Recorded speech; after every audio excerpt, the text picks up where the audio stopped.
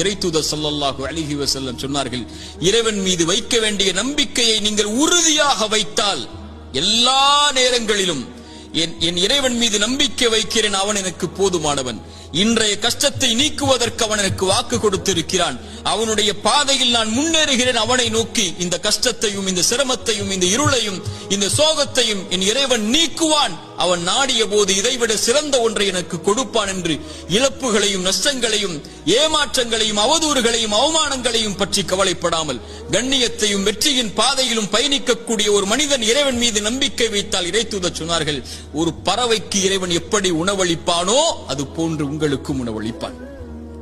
அவ்வளவுதான். பறவைக்கு உணவளிக்கக்கூடியவன் உங்களுக்கும் உணவளிப்பான். ஆனால் அந்த பறவை, இறைத்தூதர் சொன்னார்கள், காலையில் வயிறு காலியாக செல்கிறது, மாலை வயிறு நிரம்ப திரும்பி வருகிறது. அது காலையில் பசியாகத்தான் போகிறது. ஏன்? அது கூட்டுக்குள்ளேயே உட்கார்ந்து கொண்டு எனக்கு இறைவன் இந்த கூட்டில் உணவளிப்பான் என்று எதிர்காலத்தை பற்றிய பயத்தோடு உட்கார்ந்து இருக்கவில்லை. கிளம்பி செல்கிறது, இறைவன் உணவளிப்பான் என்று.